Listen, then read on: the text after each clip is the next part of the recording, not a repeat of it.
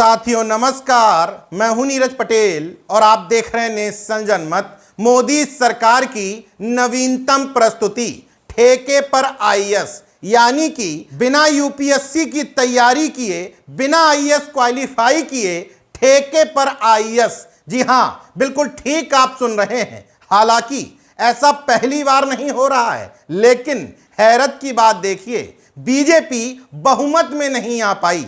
लगातार lateral entry यानी कि चोर दरवाजे से आईएएस बनाने की प्रक्रिया पर सवाल उठने के बावजूद ये हो रहा है। इसका मतलब बहुमत में भले ही बीजेपी ना आई हो, लेकिन मोदी सरकार के रंग ढंग में कोई बदलाव नहीं आया है। एससी एसटी और ओबीसी में क्रीमी लेयर ढूंढ रहे माननीय धरती के स्वयंभू मिलॉर्ड से अनुरोध है, जरा इस लैटरल एंट्री यानी कि सवर्णों के क्रीमी लेयर को भी देख लें। बिना कोई परीक्षा पास किए जिस पद पर एक सामान्य और गरीब घर का बच्चा किसी तरीके से पैसा मैनेज करके दिल्ली या किसी अन्य बड़े शहर में पहुंचता है, तैयारी करता है, छोटे छोटे कमरों में रहता है। दिल्ली के मुखर्जी नगर का क्या हाल है कोचिंग संस्थानों का, यह आपसे छुपा हुआ नहीं है। मान लीजिए लंबे संघर्ष के बाद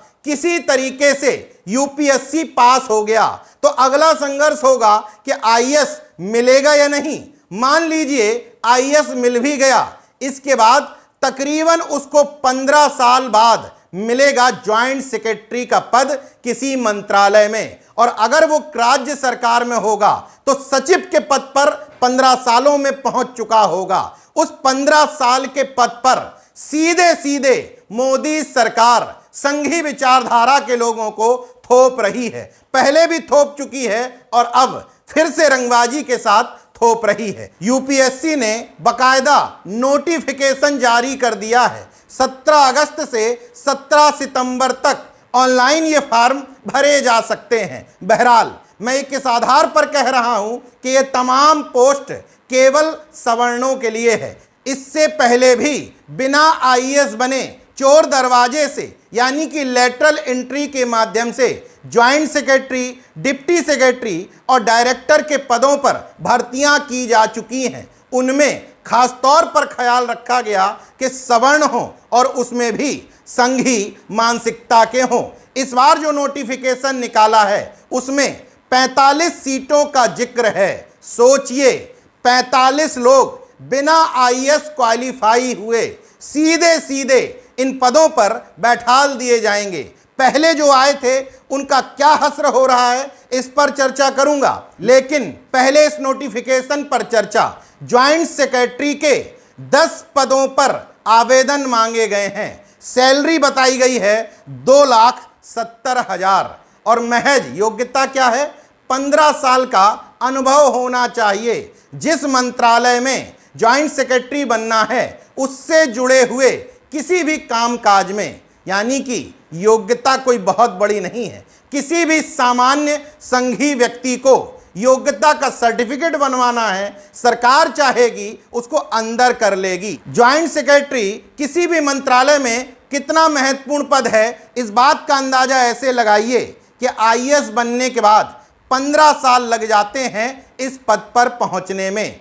उस मंत्रालय से जुड़ी किसी भी नीतियों का निर्धारण ज्वाइंट सेक्रेटरी के स्तर से ही होता है। इसके बाद वो एडिशनल सेक्रेटरी तक पहुंचता है। इसके बाद डिप्टी सेक्रेटरी और डायरेक्टर के 35 पदों के लिए आवेदन मांगे गए हैं। डायरेक्टर के लिए अनुभव मांगा गया है 10 साल का, 2,32,000 रुपए सैलरी होगी। डिप्टी सेक्रेटरी के लिए 7 साल का अनुभव मांगा गया है, सैलरी 1,52,000 के करीब होगी। इन दोनों पदों पर पहुंचने के लिए किसी आईएएस को 10 से 12 साल लग जाते हैं। इस पद पर सीधे सीधे इन लोगों को पहुंचा दिया जा रहा है। अब सवाल ये कि पहले जो ज्वाइंट सेक्रेटरी बने थे, सरकार ने तर्क दिया था कि हम ब्यूरोक्रेसी में सुधार के लिए इन लोगों को योग्यता के आधार पर यहां ला रहे हैं। लेकिन सिस्टम में बैठे लोगों से पूछिएगा, बाहर का कोई व्यक्ति जब ज्वाइंट सेक्रेटरी बनकर के आता है तो पहली चीज उसके साथ कोई आईएएस सहज तौर पर बर्ताव नहीं कर पाता। दूसरी बात, उसको फील्ड की इतनी नॉलेज नहीं होती, इसलिए जब किसी मंत्रालय का ज्वाइंट सेक्रेटरी किसी फील्ड के ऑफिसर से बात करता है तो उसके पास उस विभाग से जुड़ी अज्ञानता की कमी साफ साफ देखी जा सकती है। कुछ दिन पूर्व मैं एक एडीएम स्तर के अधिकारी के यहां बैठा था। उन्होंने बताया जब मोदी सरकार के ठेके वाले आईएएस यानी कि लेटरल एंट्री वाले ज्वाइंट सेक्रेटरी उनसे किसी मामले पर बात कर रहे थे, जमीन संबंधी मामलों में उन्होंने खसरा खतौनी और ऐसे ही और शब्दों का इस्तेमाल किया तो ज्वाइंट सेक्रेटरी साहब शून्य थे, उनको इन शब्दों की जानकारी ही नहीं थी। जानकारी होगी भी कैसे जब किसी नए व्यक्ति का सिलेक्शन आईएएस के बतौर होता है तो ट्रेनिंग पीरियड में कुछ दिन उसको बीडीओ बनाया जाता है, कुछ दिन एसडीएम बनाया जाता है, फिर सीडीओ बनाया जाता है, फिर डीएम बनाया जाता है। इस पूरी प्रक्रिया में उसको जानकारी हो जाती है फील्ड की, लेकिन यहां तो सीधे सीधे ज्वाइंट सेक्रेटरी, डिप्टी सेक्रेटरी और डायरेक्टर के पदों पर भेजा जा रहा है, तो फील्ड की जानकारी क्या ठेंगा होगी? जितने ज्वाइंट सेक्रेटरी बनाए गए थे लेटरल एंट्री से, उनके खराब परफॉर्मेंस के बावजूद मोदी सरकार अपने संघीय एजेंडे को फिट करने के लिए फिर से चोर दरवाजे से ये लेटरल एंट्री ले आई है। हाई कोर्ट और सुप्रीम कोर्ट में बैठे मिलॉर्ड से मेरा अनुरोध है कि इस आरक्षण पर भी गौर फरमाइए। अगर आपको ओबीसी एससी एसटी में क्रीमी लेयर दिखने लगा है तो वो क्रीमी लेयर इस लेटरल एंट्री में गायब कहां रहता है? वो क्रीमी लेयर होने के बावजूद एनएफएस यानी कि ओबीसी एससी की सीटों को नन फाउंड सुटेबल कह के खाली क्यों छोड़ा जा रहा है? और सबसे बड़ा सवाल मी लॉर्ड से, क्या आपको तो कोई परीक्षा भी पास नहीं करनी, तो ओबीसी एससी का जो क्रीमी लेयर है, उस क्रीमी लेयर में जो लोग वकालत कर रहे हैं, उन्हीं में से कुछ लोगों को अपने हाई कोर्ट और सुप्रीम कोर्ट में जज बना लो, क्योंकि वो तो आपको तय करना है। आपका अपना कोलोजियम सिस्टम है। कम से कम अपने यहाँ के भाई भतीजावाद, जातिवाद और वंशवाद को कम करके इन वर्गों के हितों में सोच लो। ये मैं इसलिए कह रहा हूं क्योंकि एससी एसटी में जब क्रीमी लेयर की बात, वर्गीकरण की बात आप कर रहे थे, तो ये बताने की कोशिश की जा रही थी कि आपको तकलीफ है, किसी समाज में हर जाति को प्रतिनिधित्व नहीं मिल पा रहा है, तो प्रतिनिधित्व की शुरुआत यहीं से करते हैं।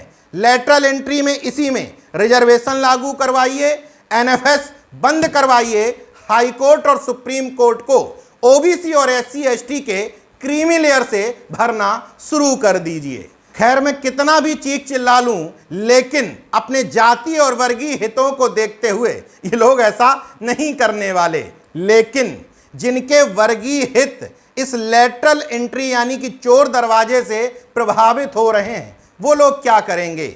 अपने मुर्दा नेताओं पर दबाव बनाइए, और सिर्फ नेताओं पर दबाव मत बनाइए, खुद से भी आंदोलन नहीं कर सकते तो लिखिए, लिख नहीं सकते तो बोलिए, और इस चोर दरवाजे की असंवैधानिक प्रक्रिया का पुरजोर तरीके से विरोध करिए। और जब मौका लगे तो इस चोर दरवाजे को शुरू करने वाली सरकार को उखाड़ फेंकिए। देखते रहिए नेशन जनमत, जागरूक और सजग बने रहिए। जय विज्ञान, जय संविधान, जय लोकतंत्र। धन्यवाद।